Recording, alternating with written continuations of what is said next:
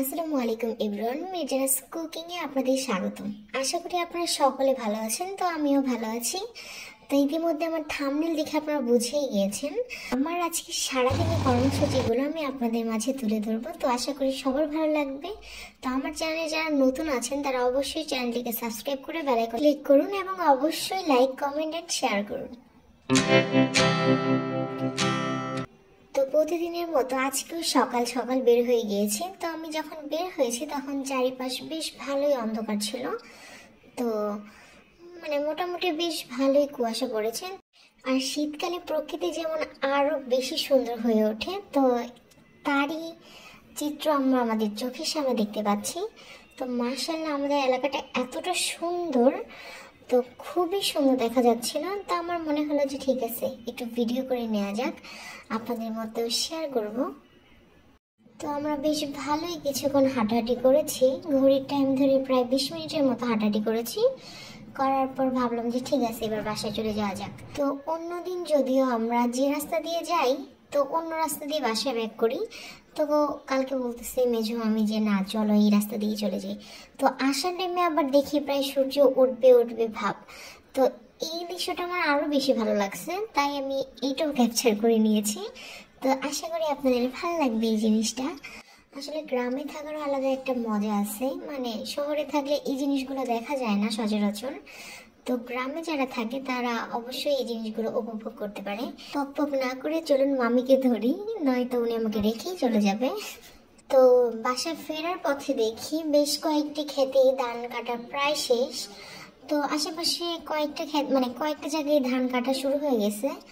আসলে এই ধান দিয়ে শীতের পিঠা খাইতে সেই লাগে। তো আজকে সকালে আমি দেখি যে আমি ওঠার আগে আমার ছোট ভাই ঘুম থেকে উঠে চাবি খুঁজতেছে গেটের। আমি বলি কি রে ভাই, ব্যাপার কি, ও এত সকালবেলা উঠছে? পরে দেখি যে তারা মাছ ধরবে, তার জন্য এত সকাল সকাল ভোরে উঠে হাজির।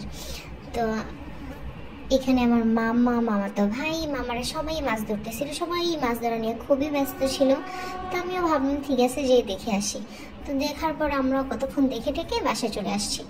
আর বেশ ভালোই মাছ ধরছে, এখান থেকে অনেক ছোট ছোট পুঁটি, তেলাপিয়া, বাইম, টাকি, কই, অনেক ধরনেরই মাছ পাই গেছে। আর বড় বড় মাছও ছিল, বাট আমি এতক্ষণ ওয়েট করিনি। আমি ওইগুলো ধরার আগে আমি চলে আসছি। আমি এতক্ষণ আসলে আমি বিরক্ত হয়ে গেছি দেখতে দেখতে।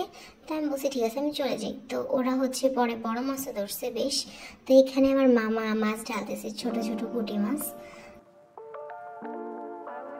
আর ওইদিকে তো মাছ ছেলেরা ধরতেছিল বড় বড় মাছ। এইদিকে আবার দেখলাম যে জাল দিয়ে রাখছে যে গুড়া গুড়া মাছ, ছোট মাছগুলো ধরার জন্য। আবার একই সাইডে আমার মামি নানু ওরা ওইখানেই মাছ নিয়ে নিতেছিল। এই জিনিসটা ভালোই লাগছে। তারপর আমার খালাতো বোন আসছে, তো হাই তুবা। আর এটা আমার মামাতো ভাই টোনা হুজুর। তো আমি আমাদের এলাকার আশেপাশে একটু ভিডিও করতেছিলাম, সেই মুহূর্তে একটা ট্রেন আসছে। তো ভাবলাম ভিডিও করি। আর ট্রেনে ঝকঝকে। তো আমার মামাতো ভাইয়া নাচতেছিল, ফাইজলামি করতেছিল। তো ওকে আবার আমি বলতেছিলাম যে তুমি যে নাচতেছো এটা কিন্তু আমি ছেড়ে দেব। তো বলতেছে, ও ভাবছে যে ছাড়বো না, তো ইচ্ছা করে একটু একটু নাচতেছিল, নাচতেষ্টমি করতেছিল। যাই হোক, আমার ট্রেন দেখে আসতেছি, বাট তবুও আমার ট্রেন দেখতে একটু বেশি ভালো লাগে, আমি জানি না কেন। আর ট্রেন দেখলে একটা কবিতা মনে পড়ে যে ঝক ঝক ঝক ট্রেন চলেছে, ট্রেন চলেছে ওই, ট্রেন চলেছে ট্রেন চলেছে, ট্রেনের বাড়ি কই। তো অবশ্যই আপনারা কমেন্ট করে জানাবেন আপনাদের ছোট সময় এই কবিতাটি পড়েছেন কিনা এবং মনে আছে কিনা। তো এটা আমাদের এলাকায় হাজির পুকুর পাড়। এখানে ম্যাক্সিমামই সবাই আড্ডা মাড্ডা দেয়। তা আমি কখনো এইটুকু জায়গাতে আসিনি, বাট আমি ছোট সময় এই পুকুরে অনেক গোসল করছি আমার নানুর সাথে, অনেক। আমি এই পুকুর থেকে আর কি সাঁতার কাটা শিখছি, যদিও এতটা পারি না, বাট মোটামুটি বেশ ভালোই সাঁতার কাটা শিখছি এইখান থেকেই। আর আমাদের বাড়িতে যত বিয়ে সুন্নতে খাতনা যাই আছে, সবাই মেয়েকে বা ছেলেকে গোসল করার জন্য পানি এখান থেকে নিয়ে যায়। তো তখন এই পুকুরটা আমাদের কাজে লাগে। তো আমাদের এলাকাটা খুবই সুন্দর, শুধু সুন্দর না খুবই সুন্দর। আসলে গ্রামের বাড়িগুলো সুন্দরই হয়, আর গ্রাম দেখতে খুবই সুন্দর হয়। এখানে আবার দুই বিচ্ছু বাহিনীর আগমন। তো তুবা সুন্দর করে একটু ঢং ফং করে হেঁটে যাচ্ছিলাম। তো আমি বলতেছিলাম ঠিক আছে তুমি ঘুরো এদিকে, আমার মামাতো ভাই ওর সাথে দুষ্টুমি করতেছিল, তো এইদিকে আবার হচ্ছে বাসায় মাছ পাঠিয়ে দিছে। তো আম্মু এখানে আবার কুটে নিতেছিল, এটা বাইম মাছ। তো আম্মু খুবই সাবধানতার সাথে মাছগুলো কুটে নিয়ে ভালো মতো হলুদ মরিচ দিয়ে মেখে নিয়েছে। এখানে হচ্ছে একটি প্যান বসিয়ে দিয়েছে আর তেল দিয়ে দিছে গরম হওয়ার জন্য। আসলে তেল ভালো মতো গরম করে না নিলে মাছটি হচ্ছে কড়াইতে লেগে যাওয়ার সম্ভাবনা থাকে, তো মাছগুলো তখন ওই পর্যায়ে ভেঙে যায়। তো আম্মু ভালো করে তেল গরম করে দেন হচ্ছে আগে থেকে মেখে রাখা ওই বাইম মাছগুলো দিয়ে দিছে। আমাদের বাসায় আবার বাইম মাছ তেমন একটা খায় না কেউ, আমি আবার অনেক খাই, আমি আমার আব্বু আম্মু আর হচ্ছে আমার ভাই বোন ওরা অতটা পছন্দ করে না, ওরা খাই না। তো আম্মু ভালো করে ভেজে টেজে নিতেছিল, আমি আবার দাঁড়ায় দাঁড়িয়ে হচ্ছে ভিডিও করতেছিলাম।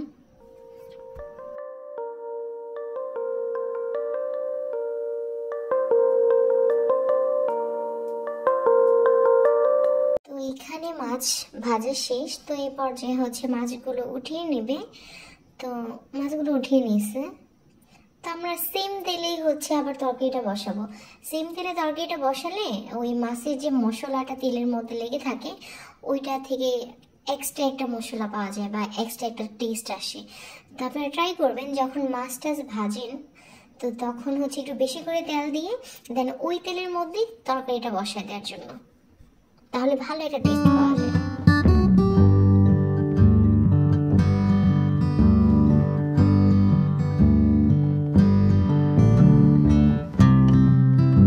তো আম্মু যেহেতু আগে তেল বেশি করে দিয়েছিল মাছ ভাজার জন্য, তো এখন আর কোনো তেল দেয়নি, সেম তেলেই হচ্ছে আগে থেকে কেটে রাখা পেঁয়াজের কুচি দিয়ে দিচ্ছে।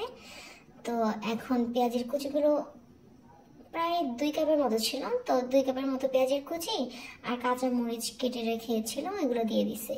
আসলে কাঁচা মরিচগুলো আমাদের গাছের, বাংলাদেশের যে অবস্থা মানে এখনো বাজারের দাম নিয়ন্ত্রণে আসেনি, আর বাড়তেছে, জানি না এই সিন্ডিকেট কবে ভাঙবে।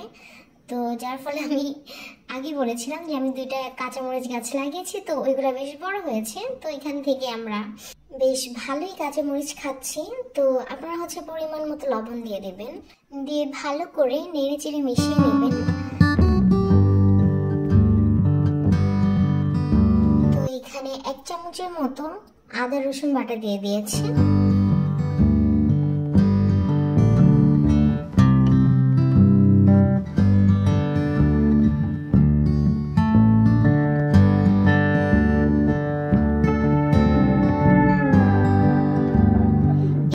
আমি হচ্ছে অল্প পরিমাণ পানি দিয়ে দিচ্ছি।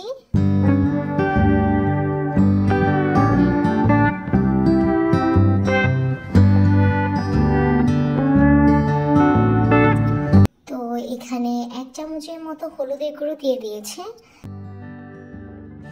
আর 1 চামচের মতো ফজের ফাঁকি দিয়ে দিয়েছে আর 1 চামচের মতো মরিচের গুঁড়ো দিয়ে দিয়েছে। আপনারা আপনাদের হচ্ছে টেস্ট মতো দিবেন, যারা ঝাল খেতে বেশি পছন্দ করেন তারা অবশ্যই বেশি দিবেন, আর যারা কম পছন্দ করেন তারা অবশ্যই কম।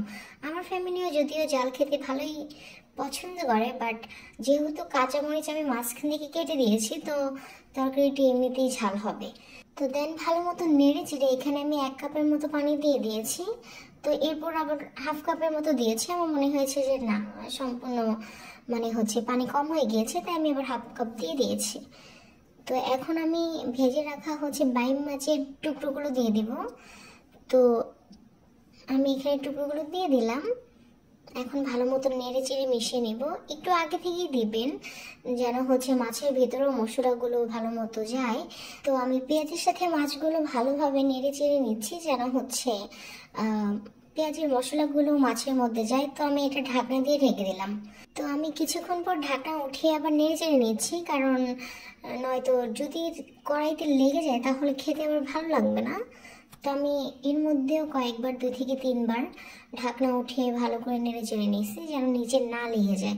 তো আপনারা ট্রাই করবেন এভাবে রান্না করার জন্য, তাহলে টেস্ট খুবই ভালো আসবে। আর এখন কেটে রাখা ধনিয়া পাতাগুলো দিয়ে দিয়েছি। আসলে ধনিয়া পাতা খাবার একটা অন্যরকম ফ্লেভার আর টেস্ট নিয়ে আসে, তাই আমি ধনে পাতাটা স্কিপ করি না। তো আপনারা ট্রাই করবেন ধনে পাতা দিয়ে তরকারি রান্না করার জন্য।